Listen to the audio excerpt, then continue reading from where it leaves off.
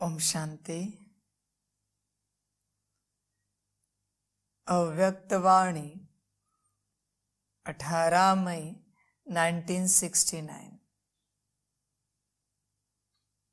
रूहानी ज्ञान योग के ज्योतिषी। 7वां पॉइंट है, बाप दादा जो ज्ञान और योग की ज्योतिषी दिखाते हैं, उनसे क्या देखते हो?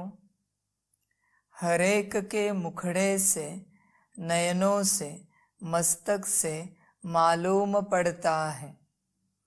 इसमें भी विशेष मस्तक और नयनों से मालूम पड़ता है।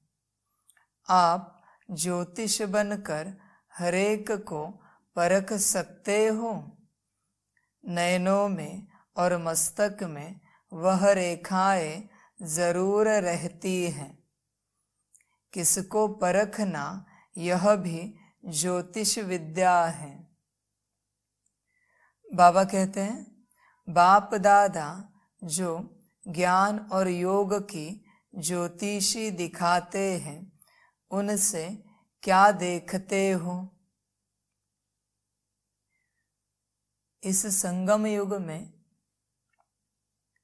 बाबा ज्ञान और योग की ज्योतिषी सिखाने आए हैं। सबसे पहले इस ज्ञान और योग की ज्योतिषी से अपने आप को देखना है, खुद को देखना है। बाबा ज्ञान दे रहा है खुद को देखने का, योग सिखला रहा है खुद से बाबा से लगाने का। बच्चे अपने को चेक करें कि अभी तक इतने वर्षों में हमने इस ज्ञान और योग से खुद को देखा है क्या? और अगर देखा है तो कितना देखा है? बाबा कहते हैं, यहां तुम आए हो स्वयं की खोज में, खुद को ढूंढने के लिए, खोजने के लिए। तुम किसी और की खोज में यहां नहीं आए हो, क्योंकि अभी तक तुमने दूसरों की खोज की, उससे तुम्हें कुछ भी नहीं मिला। क्या मिला? कुछ नहीं मिला। तो अभी स्वयं की खोज करो। इस ज्ञान को स्वयं की खोज में इस्तेमाल करो, क्योंकि यह दूसरों की खोज का ज्ञान नहीं है। अगर अभी भी तुम यहां दूसरों को खोज रहे हो, ढूंढ रहे हो, तो यह ज्ञान योग तुम्हारे काम का नहीं है। दूसरे मना ऐसे नहीं समझिए कि बाबा किसी दूसरी आत्मा की बात कर रहा है। दूसरे माना जो भी ज्ञान तुम यहां आके लेना चाहते हो, विश्व का ज्ञान, इस आत्मा का ज्ञान, उस आत्मा का ज्ञान, यह ज्ञान यहां नहीं मिलता। तुम स्वयं को छोड़कर जो भी पाना चाहते हो, जो भी समझना चाहते हो, वह ज्ञान यहां नहीं मिलता। इसलिए अगर तुम दूसरों को पाना चाहते हो स्वयं को छोड़कर, तो इस ज्ञान से रास्ता बदल दो, क्योंकि यह रास्ता तुम्हारे लिए नहीं है। यह रास्ता है स्वयं का। यात्रा शुरू होती है खुद से और समाप्त होती है परमात्मा के ऊपर, बाबा के ऊपर। ज्ञान में आने के बाद बहुत से बच्चे बाह्यमुखी बहुत बन चुके हैं। कौन क्या कर रहा है, कौन क्या कर रहा है, इस पर ध्यान बहुत ज्यादा है। किसने क्या बोला, किसने क्या कहा, इसमें बहुत व्यस्त है। दूसरों को सिखाने में बहुत व्यस्त है, दूसरों को गाइड करने में बहुत व्यस्त है। माना वो भटक गए हैं, उन्हें सही राह पर लाना बहुत आवश्यक है।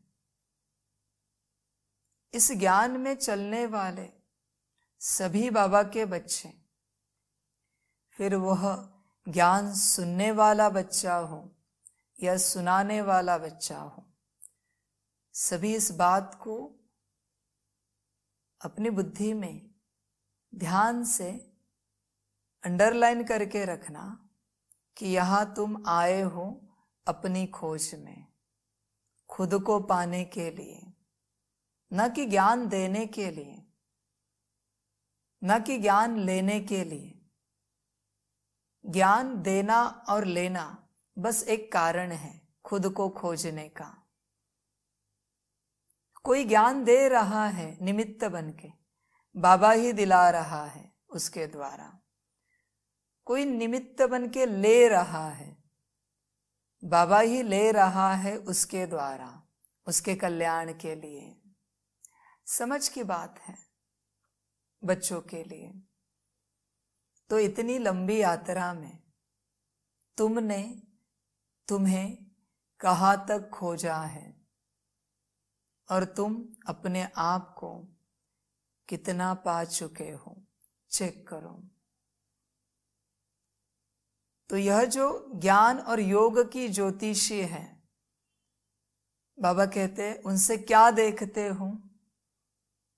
क्या अपने आप को देखा है आपने इस ज्ञान योग की ज्योतिषी से? चेक करो। सारे दिन भर में तुम अपने आप को कितना देखते हो? इस दुनिया की रीत है, दुनिया के पास ज्ञान आने के बाद उसी ज्ञान से वो पहले दूसरों को देखता है और जज करना शुरू करता है। ये ऐसे हैं, वो वैसे हैं, ऐसे शुरुआत होती है। बहुत बार जिसके पास जो ज्ञान है उसका वो खुद इस्तेमाल कभी नहीं करता। कोई कोई एस्ट्रोलॉजर होते हैं, ज्योतिषी होते हैं, जो पूरे जीवन भर में सबकी जन्म पत्री बनाते हैं, लेकिन कभी अपनी जन्म पत्री बनाते ही नहीं। अपने जीवन के बारे में जानने के लिए तैयार ही नहीं होते।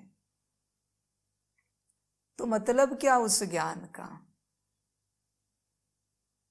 जीवन भर दूसरों को शिक्षा देते रहे, सिखाते रहे, खुद कभी नहीं सीखे,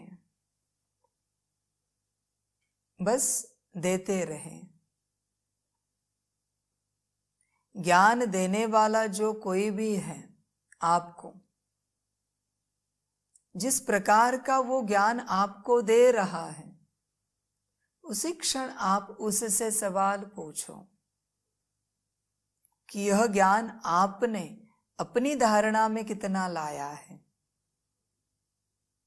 क्योंकि अगर उसने अपनी धारणा में लाया होगा तो ही वह ज्ञान आपके काम का है, वरना वह ज्ञान आपके ऊपर नहीं चलेगा। आपको उससे ताकत नहीं मिलेगी। तो बच्चों के लिए समझ की बात है कि बाबा जो ज्ञान दे रहा है, जो योग सिखला रहा है, उसका प्रयोग खुद के ऊपर कितना किया है चेक कीजिए। हरेक के मुखड़े से, नयनों से, मस्तक से मालूम पड़ता है बाबा कहते हैं, हरेक के मुखड़े से, नयनों से, मस्तक से मालूम पड़ता है कि आप कितना आत्मिक स्थिति में हो, कितना बाप के साथ कंबाइंड रहकर हर कर्म कर रहे हो, कितनी रूहानियत आपके अंदर है, यह मालूम पड़ता है। बहुत बार हम हमारा इंट्रोडक्शन हमारे बैच से देते हैं, हमारे वर्षों से देते हैं, इतने साल से ज्ञान में चल रहे हैं। बाबा कहते हैं, आपके नयन बताए, आपका मुखड़ा बताए, आपके मस्तक से पता चले कि आपके अंदर दिव्यता क्या है। जिस दिव्यता को अपने आप को प्रूफ करना पड़े कि मैं दिव्य हूं, उस दिव्यता का मतलब क्या है?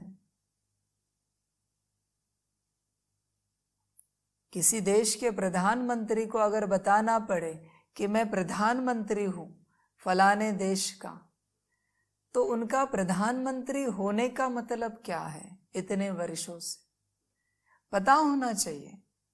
आपके वाइब्रेशन से, आपके दृष्टि से, आपके मुखड़े से, मस्तक से सामने वाला पहचान जाए कि कोई दिव्य आत्मा है, इनकी दिव्यता बड़ी लग रही है, आत्मिक स्थिति में चलने वाली आत्मा है, बाप समान आत्मा है, बताना ना पड़े। देखिए, सफेद वस्त्र पहनने से हर कोई जान जाता है कि आप आध्यात्मिक हो। बैच लगाने से किसी भी संस्था का हर कोई जान जाता है कि आप आध्यात्मिक हो। बाबा कहते हैं, अगर ये हम बदल दें तो क्या आपसे आध्यात्मिकता की फीलिंग आएगी? रंगीन कपड़े पहने, बैच ना लगाए तो आपसे आध्यात्मिकता की फीलिंग आएगी क्या? दुनिया को, अपने को चेक करो। अगर नहीं आएगी तो आपने अध्यात्म नहीं सीखा। आनी चाहिए। कैसे आएगी? आपकी दृष्टि से, आपकी वाणी से, आपके कर्मों से। अपने आप दूसरों को लगेगा कि जरूर कोई आध्यात्मिक लग रहे हैं, वाणी बड़ी मीठी है, दृष्टि बड़ी शीतल है, बड़े प्यार से, स्नेह से व्यवहार करते हैं। हमने देखा, उनको ऑब्जर्व किया, बहुत स्नेह है। कभी कभी उल्टा हो जाता है। रंगीन कपड़ों वालों के कर्म, उनकी वाणी, उनकी दृष्टि सब दिव्य होता है, और उससे विपरीत कभी कभी विपरीत हो जाता है। कोई कोई है ऐसे लोग, कोई कोई आत्माएं जो ज्ञान में तो चलते हैं लेकिन वह दिव्यता नहीं आई है। सभी अपने को चेक कीजिए। आप जिस लौकिक अलौकिक परिवार के साथ रहते हो, उनको आपसे कितनी दिव्यता महसूस होती है? कर्मों से, वाणी से, दृष्टि से चेक कीजिए। अगर नहीं होती है तो वो आपके नाम से और बाप के नाम से गाली देंगे कि आप आध्यात्मिक राह पर चलकर कर क्या रहे हो। ब्राह्मणों में तो अलग बात है। कोई कोई ब्राह्मणों का संगठन है जिसमें दिव्यता ना भी महसूस हो, फिर भी कहेंगे कि बड़े अच्छे हैं। बाबा कहते हैं, ऐसे मत कहो उनको, आप उनको भटका रहे हो। उनकी सच्चाई उनके सामने रखो कि आपके ये कर्म अपने ब्राह्मण धर्म को शोभा नहीं दे रहे हैं, बाबा के परिवार को शोभा नहीं दे रहे हैं। आपकी इस प्रकार की वाणी जिससे सामने वाले दुखी हो रहे, तो इससे बाबा का नाम बदनाम हो रहा है, यह शोभा नहीं दे रहा है। आपकी यह दृष्टि जिससे कुछ लोग कंप्लेंट कर रहे हैं कि इनकी दृष्टि से हमें बेचैनी होती है, आपकी वृत्ति, आपसे निकलने वाले वाइब्रेशंस जिसके कारण लोग बाबा के लिए पूछ रहे हैं कि पता नहीं यह ज्ञान में चलकर क्या कर रहे हैं, तो यह बताओ उन्हें। आपका कर्तव्य है परिवार के हर सदस्य को सही राह पर चलाना। कहते हो ना कि यह एक परिवार है, तो कम से कम जो ब्राह्मण बच्चे हैं जिनके अंदर ड्रामा प्लान अनुसार ये पार्ट बज रहा है, उनको आप जागरूक करो कि आपकी वृत्ति, दृष्टि, बोल, कर्म कैसे हैं। सभी चेक करें, क्या आप जहां रहते हो, भल कोई घर में रहता है, कोई सेंटर में रहता है, कोई मधुबन में रहता है, लेकिन आपसे, आप जहां रहते हो वहां रहने वालों को सुख मिलता है क्या, कंफर्ट मिलता है क्या, उन्हें अच्छी फीलिंग आती है क्या, चेक कीजिए। आपसे बाबा के वाइब्रेशंस, बाबा की दृष्टि महसूस होती है क्या, बाबा के बोल महसूस होते हैं क्या, चेक कीजिए। कभी अपने को चेक करते रहिए कि बाबा की शिक्षाएं क्या हैं और हम क्या कर रहे हैं। क्या बाबा की शिक्षाओं अनुसार हमसे सबको सुख और शांति मिल रही है क्या, चेक करते रहिए। कोई अपने जॉब बिजनेस में चेक करे, जहां भी आप जाते हो, कोई अपने प्रोफेशन में चेक करे, कोई पढ़ाई में चेक करे कि हमसे आसपास वालों को सुख मिलता है क्या, चेक करें। अगर नहीं मिलता तो योग बढ़ाना चाहिए, आत्मिक स्थिति बढ़ानी चाहिए, पढ़ाई बढ़ानी चाहिए। तो बाबा कहते हैं हरेक के मुखड़े से, नैनों से, मस्तक से मालूम पड़ता है कि आप कहां तक पहुंचे हैं। इसमें भी विशेष मस्तक और नैनों से मालूम पड़ता है। देखिए, बाहर भी ज्योतिषी आंखों से और मस्तक की रेखाओं से पहचानते हैं कि किसके जीवन में राजयोग है, किसके जीवन में उससे विपरीत है, कौन बहुत बड़ा बनने वाला है और कौन ऐसे ही रहने वाला है। नैनों से और मस्तक से पहचानते हैं। तो बाबा कहते हैं कभी अपना मस्तक देखा है आपने? मस्तक देखना मना अपने आप को देखना आत्मा रूप में। कभी अपने आप को नैनों में देखा है? अपनी ही नैनों में चेक कीजिए।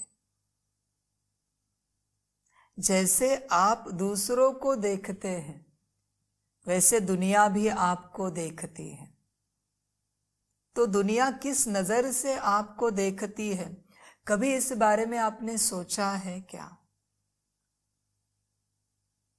कभी विचार किया है कि आपकी माता आपको किस नजर से देखती है, आपके पिता आपको किस नजर से, किस दृष्टि से देखते हैं, आपके युगल, आपके बच्चे, आपके दादा दादी, नाना नानी, आपके संबंध संपर्क वाले किस नजर से आपको देखते हैं? कभी आपने महसूस करने की कोशिश की है? नजर माना आपका जैसे व्यवहार होगा, आपके जैसे कर्म, बोल, दृष्टि, वृत्ति होगी, उसी नजर से वो आपको देखेंगे। यह हुआ लौकिक। फिर आपने कभी सोचा है ब्राह्मण परिवार में, जिस सेंटर में हम जाते हैं, जो परिवार है वहां का छोटा, बड़ा परिवार तो बाबा का विश्व का मधुबन से है। तो एक सेंटर से सभी बच्चे अगर 200 है तो वो किस दृष्टि से आपको देखते हैं? कभी सोचा है आपने? हर किसी ने, कि हर किसी की दृष्टि आपकी ओर कैसे होती है? क्योंकि सभी आपको रोज देखते हैं। तो रोज देखते हैं तो कुछ तो दृष्टि होगी कि ये ज्ञान में बहुत अच्छे चलने वाले हैं, हाजी वाले हैं, योग बहुत अच्छा है इनका, ये धारणा वाले हैं, ऊंचे सेवाधारी है, बाबा के सच्चे बच्चे हैं। कोई तो दृष्टि होगी। या बस आते हैं, कभी हमने देखा नहीं इनके मुख से ज्ञान की बातें करते हुए, कभी हमें यह दिखे नहीं योग करते हुए, धारणा का तो पता नहीं, सेवा में कभी हमने देखा नहीं इनको। कौन सी दृष्टि है आपकी ओर? चेक कीजिए। समझ की बात है बच्चों के लिए। तो पहले खुद को खुद की नजर से देखो। आप जिस नजर से दुनिया को देखते हो उसी ही नजर से दुनिया आपको देखेगी। इस बात को ध्यान में रखना। बच्चे बहुत बार भूल जाते हैं, बच्चे याद नहीं रखते हैं इस चीज को। समझ की बात है। अपनी दृष्टि को चेक करो। जैसे आपकी दृष्टि है उसी अनुसार आपकी सृष्टि होगी। आपकी सृष्टि माना क्या? आपके आसपास के सभी, फिर मनुष्य आत्माएं हो, जीव हो, प्रकृति हो, यह आपकी सृष्टि है। तो वो भी आपको उसी नजर से देखेंगे जिस नजर से आप उन्हें देखते हो। समझ की बात है बच्चों के लिए। तो इसमें भी विशेष मस्तक और नयनों से मालूम पड़ता है। अपने नयनों को चेक करो, चेक करते रहो। आप ज्योतिष बनकर हरेक को परख सकते हो। बाबा कहते हैं, क्या आप ज्योतिष बनकर हरेक को परख सकते हो जो आपके आसपास हैं? परखना मना जज करना नहीं है ना। इस बात को उल्टा मत समझना कि परखना मना जज करना। हमेशा हम यही समझते कि परखना मना जज करना। परखना मना समझना। यह भी एक समझने की बात है। पहले इसी ज्योतिष विद्या से, ज्ञान योग की ज्योतिष विद्या से अपने आप को परखो कि आप कौन हो, क्या हो, कैसे हो। अपने आप को परखो। किसी और के बारे में आपको लिखने को कहा तो तुरंत 10 पेज लिख के दोगे, और खुद के बारे में कहा तो याद नहीं होगा कि मैं कैसा हूं या मैं कैसी हूं। मना इससे सिद्ध होता है कि आप बाह्यमुखी हो। आपने कभी अपने आप को देखा ही नहीं, अपने आप को कभी समझा ही नहीं। यह समझने की बात है बच्चों के लिए। इसलिए बाबा पूछ रहे, आप ज्योतिष बनकर हरेक को परख सकते हो। जिसने खुद को परखा है वही दूसरों को परख सकता है, क्योंकि परखने की विद्या खुद से शुरू होती है। इसमें मत जाइए कि दूसरों को परखना है। समझ की बात है। दूसरे ने बनाया हुआ भोजन, उसमें नुक्स निकालना आसान है, बहुत आसान है। इसमें नमक कम है, उसमें मिर्ची कम है, ये अच्छा नहीं बना। कभी आपने भोजन बनाया है क्या?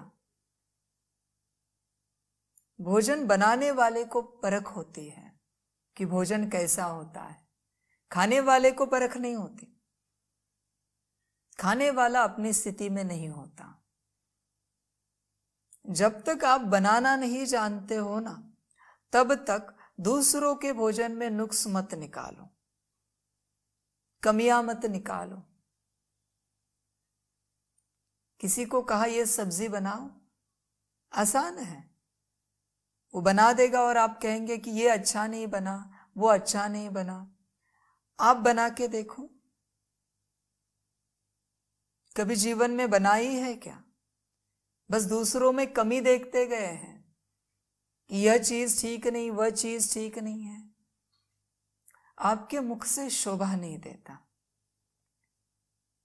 जिसको भोजन बनाना नहीं आता ना, वह खाने के बारे में, भोजन के बारे में बिल्कुल बात ना करे, दूसरों ने बनाए हुए भोजन के बारे में। फिर वो आपकी माता ने बनाया, युगल ने बनाया, पिता ने बनाया, किसी ने भी बनाया, बहन ने बनाया, भाई ने बनाया, नुक्स मत निकालना।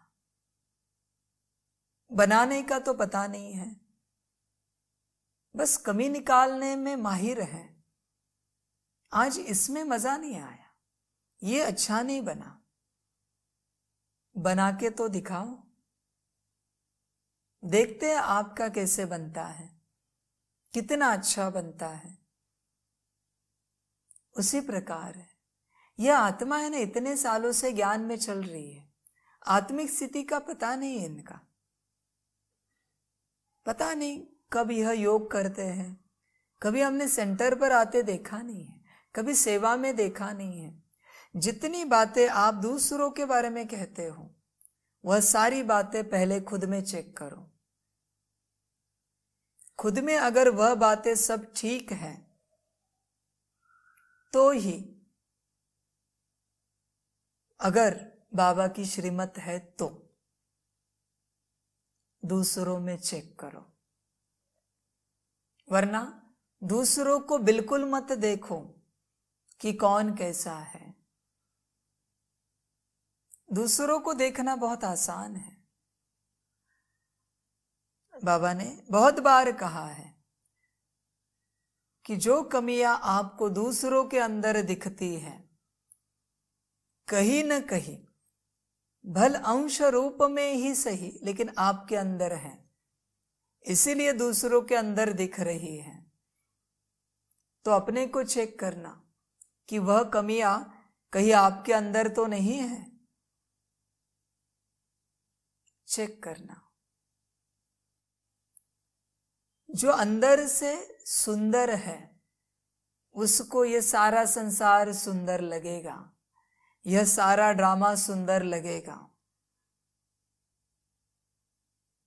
जो अंदर से विपरीत है उससे ड्रामा भी विपरीत लगेगा, संसार भी विपरीत लगेगा, क्योंकि कमी बाहर नहीं है, कमी अंदर है।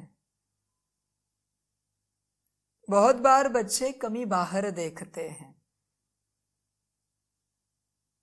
उन्हें समझ में ही नहीं आता कि वह अंदर है। तो बाबा जो कहते हैं, आप ज्योतिष बनकर हरेक को परख सकते हो, हरेक में आप भी आते हो। इसको ध्यान में रखना, इस बात को अच्छे से ध्यान में रखना आप, कि उसमें आप भी आते हो। और न सिर्फ आप आते हो, पहले आप आते हो। तो पहले अपने आप को परखो, अपने आप को देखो। इस विश्व में, इस ड्रामा में किसी को भी किसी के भी बारे में बात करने का कोई अधिकार नहीं है। अगर आप बात करना चाहते हो तो आपको अधिकार सिर्फ खुद के बारे में बात करने का है, किसी और के बारे में बात करने का आपको बिल्कुल अधिकार नहीं है। इस बात को बुद्धि में अंडरलाइन करके रखना, क्योंकि हरेक को जो मिला है वो उसका पार्ट है और वह ड्रामा ने दिया है। आपको अगर बात करना है तो अपने बारे में बात करो। समझ की बात है बच्चों के लिए। तो अपने को परखो, अपने को परखो। जिसने अपने को परखा उसी ने विश्व कल्याण किया। कहते हैं ना कि दुनिया का सारा अभ्यास किया। शास्त्रों में वर्णन है कि दुनिया को जाना, दुनिया को समझा, हर दिशा को समझा, हर देवता को समझा, लेकिन खुद को समझना ही रह गया। तो क्या मतलब है उस अभ्यास का? आपके पास जनरल नॉलेज तो बहुत अच्छा है, पर खुद का नॉलेज बिल्कुल नहीं है कि सूरज कहाँ से उगता है, कहाँ डूबता है। सब नॉलेज आपके पास है। लहरें कैसे उठती है समंदर की,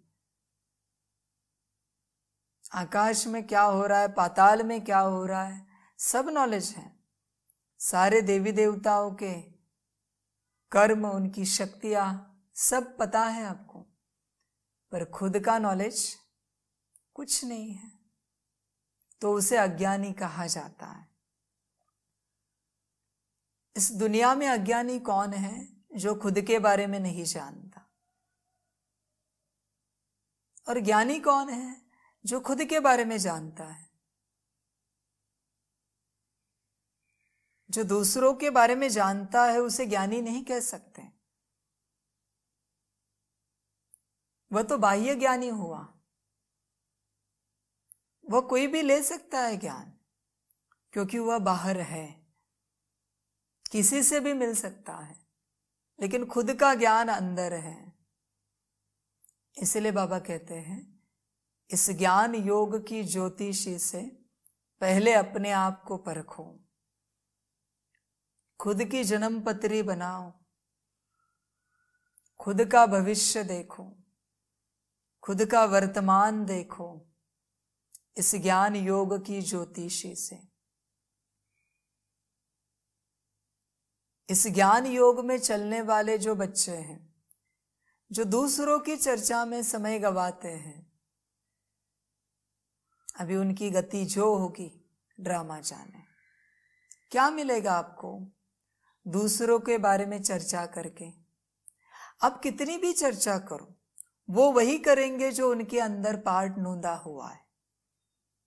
फिर कोई भी हो दुनिया का, सबसे वही होगा जो नूंदा हुआ है।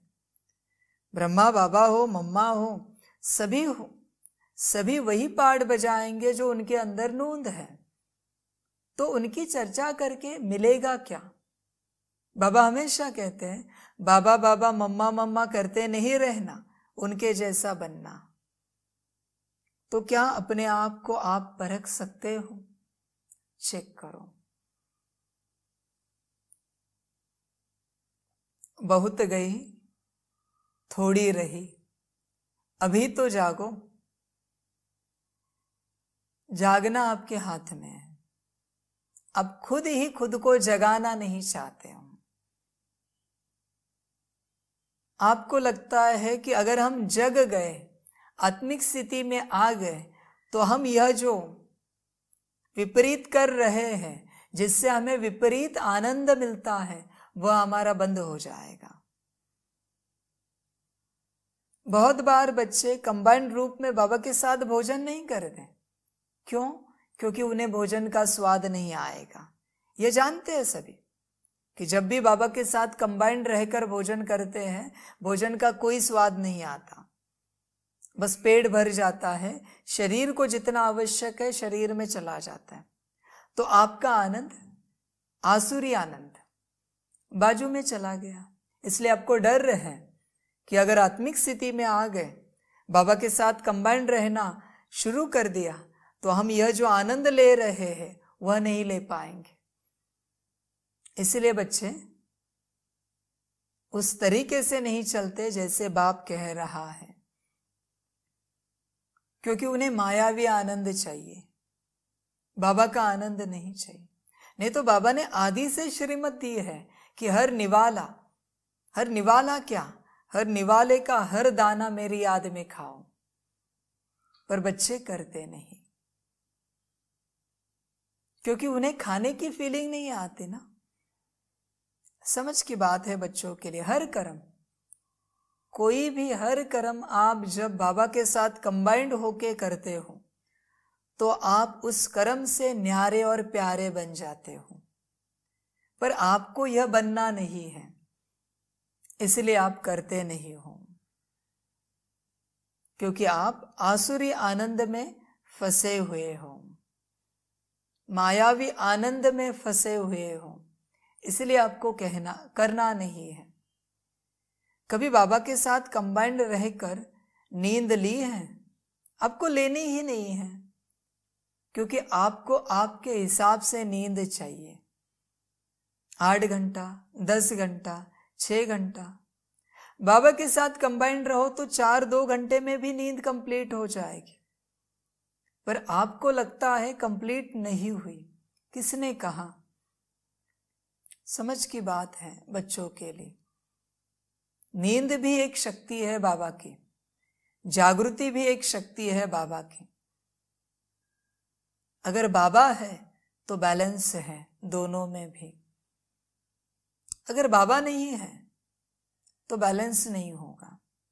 इसलिए चेक करो हर कर्म में, अपने को परखो। बहुत बार आप कुछ पीते हो, कुछ खाते हो, ध्यान से देखो कौन खा रहा है, कौन पी रहा है। कहीं आपके अंदर असुर तो नहीं बैठा हुआ, कोई माया तो नहीं बैठी जो खुद खा रही है, जो खुद पी रही है, जिसे यह दुनिया का खाना, दुनिया का भोजन बड़ा अच्छा लग रहा है, स्वादिष्ट लग रहा है। चेक करो, चेक करो। अगर माया बैठी है तो उसे मायावी भोजन अच्छा लगेगा। असुर बैठा है तो उसे आसुरी भोजन अच्छा लगेगा। मना मेरी चॉइस, मुझे ये अच्छा लगता है, मुझे वो अच्छा लगता है। अगर आप बैठे हो और आपके साथ बाबा हो तो यही संकल्प चलेगा, तुम ही संग बैठो, तुम ही संग खाओ, जो तू खिलाए तेरी मर्जी। समझ की बात है बच्चों के लिए। इसलिए अपने को परखो। यह ज्ञान मिला है खुद को परखने के लिए, इस बात को ध्यान में रखना और खुद को परख कर बाप जैसे बनाना चाहता है वैसे बनते चलो। अच्छा, ओम शांति। सभी बच्चों को बाप की पदम गुणा, याद, प्यार, गुड नाइट और नमस्ते। सदा खुश रहना, मौज में रहना और बाप की याद में रहना। और समय प्रति समय बाप जो शिक्षाएं दे रहा है उसको धारण करते चलना। धारण करने का एक ही उपाय है, विचार सागर मंथन। जो बच्चे बाप ने जो सुनाया है उसके ऊपर विचार सागर मंथन करते हैं, भले 1 सेकेंड, 1 मिनट, 1 घंटा, जो भी आप कर सको, वही बच्चे बाप को प्रिय हैं और वही बच्चे बाप के सच्चे बच्चे हैं। बाकी किसके हैं आप जानते हो, तो आप चेक करना अपने आप को। अच्छा, ओम शांति।